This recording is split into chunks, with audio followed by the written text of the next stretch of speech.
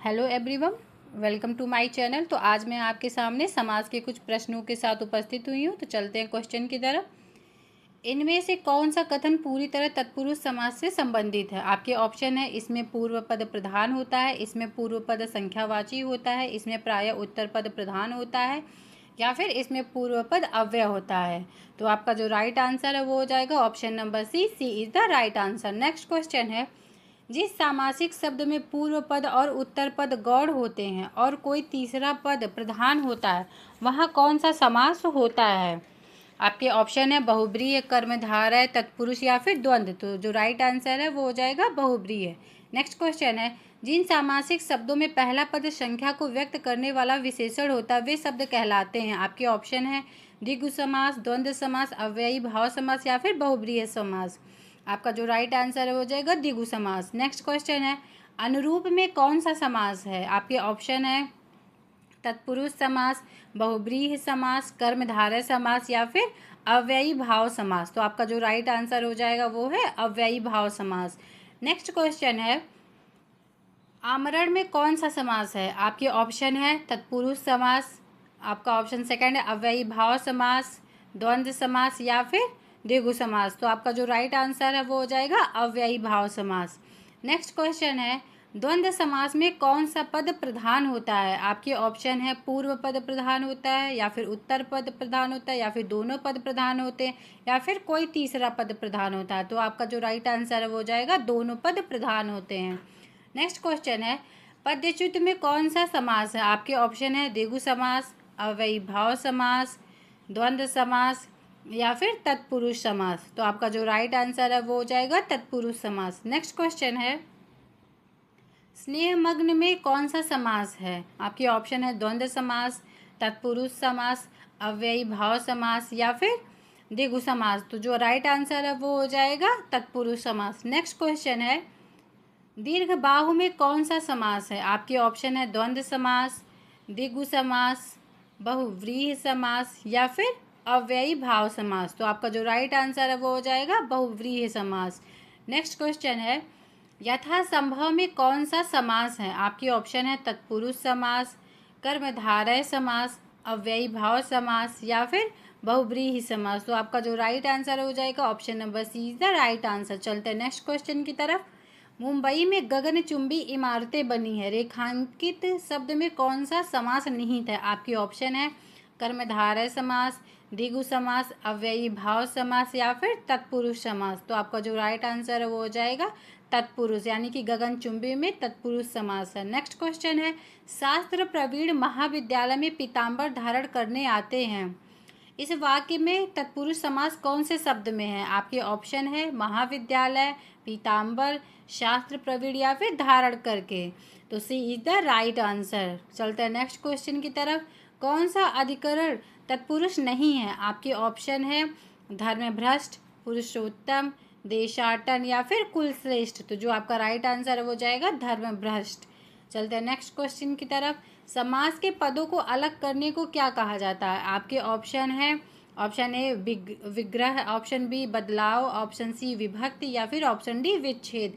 आपका जो right answer है वो हो जाएगा विग्रह, यानी कि option A is the right answer. चलते हैं नेक्स्ट क्वेश्चन की तरफ। कृताकृत में कौन सा समास है? आपके ऑप्शन है द्विगु समास, अव्ययी भाव समास, कर्मधारय समास या फिर तत्पुरुष समास। तो आपका जो राइट आंसर है वो हो जाएगा कर्मधारय समास। चलते हैं नेक्स्ट क्वेश्चन की तरफ। वचनामृत समस्त पद का विग्रह होगा। ऑप्शन ए अमृत जैसी वाणी, ऑप्शन बी अमृत रूपी वचन, ऑप्शन सी वचन रूपी अमृत या फिर ऑप्शन डी वचन और अमृत। आपका जो राइट आंसर हो जाएगा option number C is the right answer. चलते हैं नेक्स्ट क्वेश्चन की तरफ। गौशाला में कौन सा समास है? आपके ऑप्शन है तत्पुरुष समास, द्विगु समास, बहुव्रीहि समास या फिर द्वंद्व समास। तो आपका जो राइट आंसर है वो हो जाएगा तत्पुरुष समास। चलते हैं नेक्स्ट क्वेश्चन की तरफ। मृत्युंजय में कौन सा समास है? आपके ऑप्शन है द्विगु समास, कर्मधारय समास, बहुव्रीहि समास या फिर द्वंद्व समास। तो आपका जो राइट आंसर हो जाएगा वो ऑप्शन नंबर सी हो जाएगा, यानी कि बहुव्रीहि समास is the right answer. Next question है, पीताम्बर में कौन सा समास है? तो आपके ऑप्शन है द्विगु समास, अव्ययी भाव समास, कर्मधारय समास या फिर द्वंद्व समास। तो आपका जो राइट आंसर है वो हो जाएगा कर्मधारय समास। अच्छा, यहाँ पे एक चीज़ ध्यान देने वाली बात है, क्योंकि ऑप्शन में बहुब्रीहि समास नहीं था इसलिए कर्मधारय समास राइट आंसर है। लेकिन अगर आपके ऑप्शन में बहुब्रीहि समास दिया रहेगा तो राइट आंसर बहुब्रीहि समास ही होगा। क्योंकि यहाँ मेरे ऑप्शन में बहुब्रीहि समास नहीं था तभी मैंने कर्मधारय को टिक किया है, मतलब तभी मैंने कर्मधारय को सही उत्तर माना है। चलते हैं नेक्स्ट क्वेश्चन की तरफ। बैलगाड़ी में समास है, ऑप्शन ए तत्पुरुष, ऑप्शन बी द्विगु, ऑप्शन सी द्वंद्व या फिर ऑप्शन डी अव्ययी भाव। तो आपका जो राइट आंसर है वो हो जाएगा तत्पुरुष। चलते हैं नेक्स्ट क्वेश्चन की तरफ। महाजन में समास है, आपके ऑप्शन है द्विगु समास, कर्मधारय समास, द्वंद्व समास या फिर अव्ययी भाव समास। तो आपका जो राइट आंसर है वो हो जाएगा कर्मधारय समास। नेक्स्ट क्वेश्चन है, जिस समास का पूर्व पद प्रधान हो उसे क्या कहते हैं? आपके ऑप्शन है अव्ययी भाव या फिर द्वंद्व या फिर कर्मधारय या फिर संबंध तत्पुरुष कहते हैं। तो आपका जो राइट आंसर है वो हो जाएगा अव्ययी भाव समास कहते हैं। नेक्स्ट क्वेश्चन है, जलधि में कौन सा समास है? आपके ऑप्शन है द्वंद्व समास, तत्पुरुष समास, अव्ययी भाव समास या फिर कर्मधारय समास। तो आपका जो राइट आंसर है वो हो जाएगा तत्पुरुष समास, यानी B is the right answer. Next question है, 8 अध्याय है जिसमें यह किस समास का उदाहरण है? आपके ऑप्शन है द्वंद्व, द्विगु, कर्मधारय या फिर बहुव्रीहि। तो आपका जो राइट आंसर है वो हो जाएगा बहुव्रीहि समास, क्योंकि यहाँ पे 8 अध्याय मतलब अष्टाध्यायी की बात हो रही है, किसी विशेष किताब की बात हो रही है, तभी बहुव्रीहि समास होगा। नेक्स्ट क्वेश्चन है, 3 वेड़ियाँ मिलती हैं जहाँ, यह किस समास का उदाहरण है? आपके ऑप्शन है कर्मधारय, बहुव्रीहि, द्विगु या फिर तत्पुरुष समास। तो आपका जो राइट आंसर है वो हो जाएगा बहुव्रीहि समास, यहाँ त्रिवेणी की बात हो रही है। नेक्स्ट क्वेश्चन है, सुख दुख में कौन सा समास है? आपके ऑप्शन है अव्ययी भाव या फिर कर्मधारय या फिर द्विगु समास या फिर द्वंद्व समास। तो आपका जो राइट आंसर है वो हो जाएगा द्वंद्व समास। चलते हैं नेक्स्ट क्वेश्चन की तरफ। धीरे धीरे में कौन सा समास है? आपके ऑप्शन है अव्ययी भाव समास, कर्मधारय समास, द्विगु समास या फिर द्वंद्व समास। तो आपका जो राइट आंसर है वो हो जाएगा अव्ययी भाव समास, यानी कि option A is the right answer. Next question है, प्रतिदिन रातों रात यथाशक्ति और उपकूल में कौन सा समास है? आपके ऑप्शन है बहुव्रीहि, द्वंद्व, द्विगु या फिर अव्ययी भाव। तो आपका जो राइट आंसर हो जाएगा वो ऑप्शन डी हो जाएगा, यानी D is the right answer. चलते हैं नेक्स्ट क्वेश्चन की तरफ। महात्मा में कौन सा समास है? आपके ऑप्शन है कर्मधारय, अव्ययी भाव, बहुव्रीहि या फिर तत्पुरुष समास। तो आपका जो राइट आंसर है वो हो जाएगा कर्मधारय, यानी कि option A is the right answer. Next question है, निम्नलिखित में द्वंद्व समास का उदाहरण है। आपके ऑप्शन है आजकल या फिर रातों रात या फिर दिन दिन या फिर वीर पुरुष। तो आपका जो राइट आंसर हो जाएगा वो हो जाएगा option number A is the right answer. Next question है, जिस समास में पूर्व पद गौड़ और उत्तर पद प्रधान हो तो वहाँ किस प्रकार का समास होता है? आपके ऑप्शन है तत्पुरुष समास, द्वंद्व समास, बहुब्रीहि समास या फिर द्विगु समास। तो आपका जो राइट आंसर हो जाएगा तत्पुरुष समास। चलते हैं नेक्स्ट क्वेश्चन की तरफ।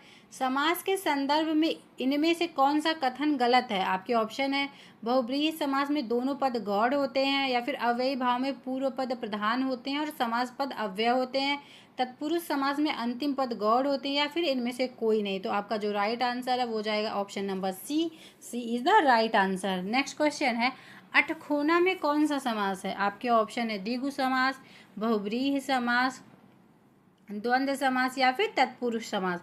तो आपका जो राइट आंसर है वो हो जाएगा द्विगु समास, option A is the right answer. चलते हैं नेक्स्ट क्वेश्चन की तरफ।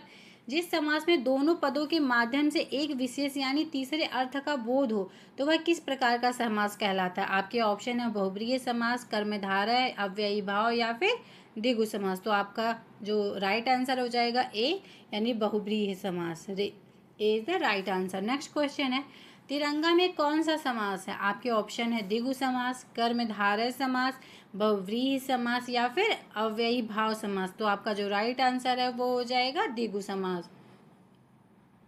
नेक्स्ट क्वेश्चन है, अकाल पीड़ित में कौन सा समास है? आपके ऑप्शन है तत्पुरुष समास, कर्मधारय समास, द्वंद्व समास या फिर बहुव्रीहि समास। तो जो आपका राइट आंसर है वो हो जाएगा तत्पुरुष समास, यानी कि option A is the right answer. Next question है, जिस समास में दोनों पद प्रधान होता है तथा जिसमें समुच्चय बोधक अव्यय का लोप कर दिया जाता है उसे क्या कहते हैं? आपके ऑप्शन है बहुव्रीहि समास, द्वंद्व समास, कर्मधारय समास या फिर द्विगु समास। तो जो आपका राइट आंसर है वो हो जाएगा द्वंद्व समास। Option B is the right answer. Next question है, निम्नलिखित में से कौन सा समास विग्रह वाला पद है? आपके ऑप्शन है नगर प्रवेश या फिर कार्य में दक्ष या फिर कला प्रवीण या फिर रणशूर। तो जो आपका राइट आंसर है वो हो जाएगा कार्य में दक्ष, यानी B is the right answer. Next question है, मेघनाद का सामासिक विग्रह है। आपके ऑप्शन है मेघ में नाद, मेघ के समान नाद है जिसका, या फिर मेघ का नाद या फिर मेघ के लिए नाद। तो आपका जो राइट आंसर हो जाएगा वो ऑप्शन बी हो जाएगा। B is the right answer.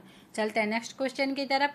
अद्वितीय में कौन सा समास है? आपके ऑप्शन है बहुव्रीहि, अव्ययी भाव, तत्पुरुष समास या फिर द्वंद्व समास। तो जो आपका राइट आंसर है वो हो जाएगा बहुव्रीहि समास।